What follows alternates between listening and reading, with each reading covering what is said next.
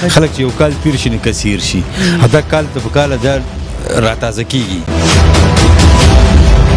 او 2000 کې چې کوم فلمونه جوړېدلي شوټینګونو ته باقاعده موږ ولاړو بله شوق لرې که نه لرې فلمونو کې چې زم راشم نه زما ډېر شوق نشته جی هسې کتو سره مې شوق وي خو لکه داسې د اداکارۍ سره مې دومره شوق نشته دا خو ماته پته ده زما را والد صاحب خبره وایي زموږ چې یاران یې همیشه به نراني څه مې وسوې نن چې هم ستاسو والد صاحب سره چې کوم دی دومره خلک مینه کوي دومره په ګڼ شمېر باندې برسې لري هغوی شرکت یې پرې کړو نو څه مې وسوې نو مونږ خو والد صاحب ډېر زیات یاد شي لکه ډېر دغه راځي خفګان راځي خو زه چې کله د برسۍ له راشم نه زه نه خفه کېږم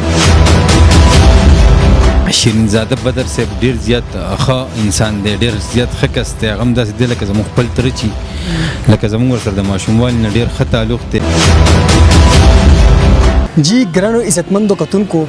دا وخت ما سره د لیجر اداکار بدرمنیر فرزند عقلمنیر موجود دی هغوی هم د والد صاحب برسۍ له راغلو شرکت یې پرې کړی وه دوی سره خبرې اترې کوو السلام علیکم جی وعلیکم السلام خیر جی خیر دی تاسو څنګه یې ستاسو د والد صاحب کلیزه وه په پېښور کې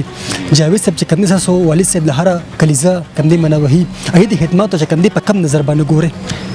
جاوید صاحب ته موږ داسې ګورو لکه یا خو زما خپل تره چې لکه دې کې موږ فرق نشو کولی جاوید صاحب ډېر خدمات دي زموږ دپاره او زموږ مشر دی زموږ تره دی بل هغه چې موږ وینو موږ ته خپل له پلار هغه مینه میلاو شي او جاوید صاحب د خدای پاک ژوندی لري بس دا زموږ دپاره هر څه دی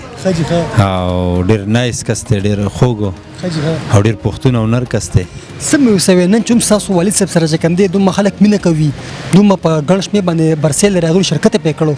نو څه مې وسوې نو مونږ خو والد صاحب ډېر زیات یاد شي لکه ډېر دغه راځي خفګان راځي خو زه چې کله د برسۍ له راشم نه زه نه خفه کېږم زه چې د خلکو ته وګورم نو د خلکو مینې ته وګورم زه هم زما والد صاحب اوس هم ژوندی دی دوی په منځ کې ناست دی چې د خلکو مینې ته وګورم د جاوید صاحب د مینې ته وګورم او د دا څومره کسان چې دي ټول نو لکه مونږ ته داسې نه محسوسېږي او چې کوم ټیم کې فلم انډسټرۍ کې کار کو هغه ټایم کې خو به ستاسو عمر کم و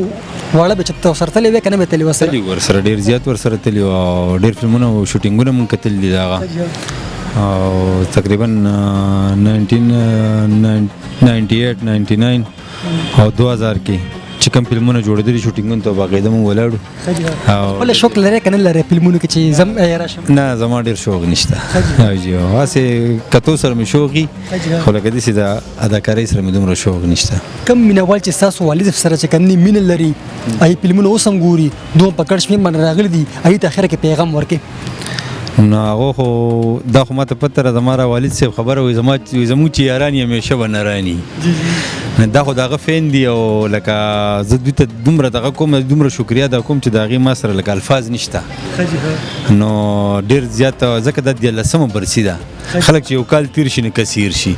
دا کال ته په کاله دا راتازه کېږي لکه هېرېږي نو خو راتازه کېږي او فین یې زیاتېږي کمیږي نه نو د ټولو ډېر زیاته شکریه دا کوم او الله دې ټول ژوندي لري او همیشه دې الله خوشحاله ساتي او دا دوی امید ساتو چې همیشه دې برسي او دا یو ځای کوي